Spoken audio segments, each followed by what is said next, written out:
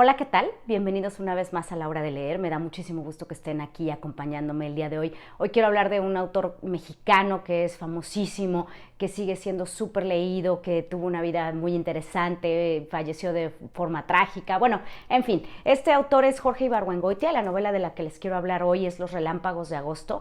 Es muy interesante ver la evolución de este escritor, ¿no? Jorge Ibargüengoitia, como muchos sabemos, pues empezó en el teatro, no tuvo mucho éxito, no logró el triunfo hasta 1963, cuando su obra de teatro El Atentado gana el premio Casa de las Américas para teatro, ¿no? Esto es en 1963. Después, en 1964, bueno, gana el premio, pero en realidad la obra pues no es representada, no es muy exitosa, entonces él se da cuenta que tal vez ese no es el camino. Para 1964, entonces, publica esta, que es su primera novela, que se llama Los Relámpagos de Agosto, y también gana el premio Casa de las Américas, pero esta vez en el área de novela, ¿no? Entonces, 2 años seguidos gana el premio y finalmente se da cuenta, para pues fortuna de todos nosotros, que puede transmitir los mensajes y puede decir lo que quiere decir de la historia de México y de la política en México también a través de las novelas. Y de ahí pues va a publicar muchísimas. Él es un autor pues sí mexicano, nace en Guanajuato, él tiene una muerte súper trágica en 1983, iba en un avión. Y bueno, el avión se cae, se estrella y ahí muere Jorge Ibargüengoitia, igual que, por ejemplo, el gran crítico literario Ángel Rama, ¿no? Todos estaban en este avión. Entonces, bueno, esta es su primera novela y es, primero que nada, divertidísima. Ahora, ¿de qué va esta historia? Bueno, pues esta historia cuenta la vida, son las memorias del general Arroyo en la época postrevolucionaria. Ahora, todos los que sabemos poco o mucho de la historia de la Revolución Mexicana, sabemos que no existe tal general Arroyo. Obviamente los personajes que Ibargüengoitia va a usar en su novela pues no son reales, pero asemejan muchísimo a personajes que sí existieron, que sí fueron caudillos de la Revolución y que sí llegaron al gobierno después de esta lucha, ¿no? A estar ahí en la esfera del poder. Entonces, bueno, esto es así muy en general de lo que va a tratar esta novela, pero hay cosas muy valiosas y muy rescatables, además de esta gran sátira que hace de la revolución, que ahorita les cuento un poquito. Pero primero, bueno, ¿cómo inicia la novela, no? Es una dedicatoria del general Arroyo, donde dedica la novela y estas memorias a su esposa Matilde, de la cual habla creo que 3 veces en todo el libro, muy pocas veces, no parece importarle mucho, ¿no? Las mujeres pues estaban en su casa y mientras él andaba ahí en la lucha y en la política y demás. Entonces eso pues es un primer destello de lo que, el tono con el que va a narrar el general Arroyo. Después, en el prólogo, ahí es cuando entiendes todo el sentido que Ibargüengoitia quiere darle a este libro, porque bueno, en el prólogo nos explica que él le está contando sus experiencias, le está contando sus memorias a alguien más, que es este Jorge Ibargüengoitia, que pues es un escritor bastante malo, pero que no le queda de otra, que el título que le puso al libro, que es Los Relámpagos de Agosto, le parece pésimo. Entonces, bueno, ahí ya nos establece el tono, ¿no? De qué es lo que va a pasar. La novela se desarrolla en 20 capítulos, digamos que los primeros 10 es de lo que acontece cuando al inicio del libro el general Arroyo va muy contento a la Ciudad de México porque lo han mandado llamar para ser parte de pues los secretarios de Estado de los allegados del presidente. Y bueno, ¿cuál es su sorpresa?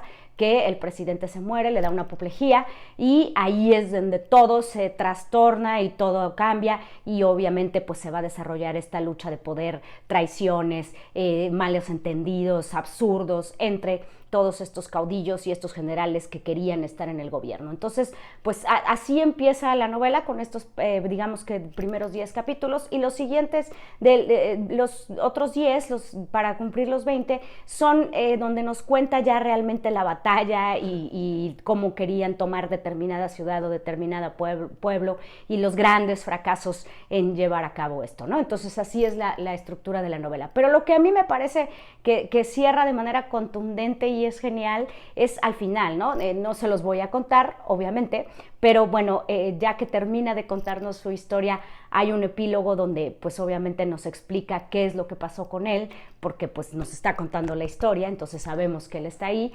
En este epílogo nos cuenta qué pasó con él, pero también hace pues así una burla completa de qué es lo que pasó con todos estos caudillos, ¿no? Y al final, ya la última parte todavía incluye una que se llama una nota explicativa para ignorantes de la revolución, o de la historia de México, perdón, y en esta nota explicativa es chistosísimo porque resume la Revolución Mexicana en 3 páginas, ¿no? La llena de nombres de qué pasó con todos los caudillos, cómo murió Zapata, cómo murió Carranza, cómo murieron, o sea, todos están ahí incluidos en 2 páginas y media, y nos da una versión pues brevísima, ¿no? Entonces, como podemos ver, pues Ibargüengoitia es un gran conocedor de la historia de México. Se ve, o bueno, parece ser en varias de sus novelas que le encantaba el tema del asesinato de Obregón, y es lo que él estaba escribiendo, sobre lo que estaba escribiendo más o menos, claro, con otros nombres, en esta obra de teatro que les digo, de El atentado. Después la va a retomar en la novela Maten a León, que también va a hablar sobre el episodio de Obregón. Tiene también su novela famosísima Los Pasos de López, donde va a contar la independencia de México y nos va a dar a un Hidalgo así mucho más humanizado. Entonces es un gran conocedor y quiere contarnos la historia de México. Es súper importante que entendamos la historia de México también desde este punto de vista, ¿no? La historia oficial, la historia que aprendemos en la escuela, pues nos ha enseñado siempre que los caudillos revolucionarios fueron héroes y que querían lo mejor para la gente y lo mejor para el país. Y bueno, pues obviamente Ibargüengoitia aquí nos da un punto de vista totalmente diferente de lo que pasa. Estas personas, estos caudillos, aparecen totalmente humanizados, aunque sabemos que, bueno, todos los nombres están cambiados y ninguno de estos personajes está con el nombre real, pues todo es muy similar, ¿no? Esta sátira es increíble porque nos deja ver a los caudillos en toda su ignorancia y en toda su desorganización. Va contando cómo es que evoluciona este periodo posrevolucionario en México, donde lo único que importaba era el poder y el dinero. A nadie le importaba realmente la causa de la revolución o los ideales de la revolución, que ahora los vemos a mucho tiempo de distancia, a 100 años de distancia o más, y pues en realidad ya ni siquiera sabemos bien cuáles eran, ¿no? Por qué luchaban. Entonces es totalmente ridículo el comportamiento de estos personajes. Es lleno de humor, es una sátira, obviamente, te hace reír muchísimo, pero toda esta risa y toda esta crítica y este humor definitivamente nos tiene que llevar a reflexionar sobre qué es lo que estaba pasando en el país. La novela se desarrolla pues en este tiempo, como les decía. Va a llegar un momento en que va a hablar también del partido único, que bueno, pues finalmente es el PRI que gobernó este país durante 70 años, y cómo es que surgió y cómo es que estaba pésimamente organizado. Todas estas cuestiones él las junta, ¿no? Son unos caudillos fracasados, son pésimos, no recuerdan realmente para qué estaban luchando, y bueno, él lo hace de manera extraordinaria. Es un libro que te entretiene muchísimo, lo lees en un par de horas, es rapidísimo, pero además te enseña mucho de la historia de México y de qué es lo que estaba pasando. Ibargüengoitia, pues uno de los grandes autores mexicanos, un autor muy querido por la gente, que sigue siendo leído. Esta portada que tengo aquí no es la más bonita, hay unas portadas mucho más hermosas con ilustraciones, con pinturas que hizo su viuda, que hizo su esposa, y esa colección o esa edición con esas portadas me parece mucho más linda, entonces pues ojalá la puedan conseguir. Espero que lean esta novela, se lee muy rápido y aprendemos mucho de la historia de México, y que le den like a este video. Nos vemos la próxima en La Hora de Leer.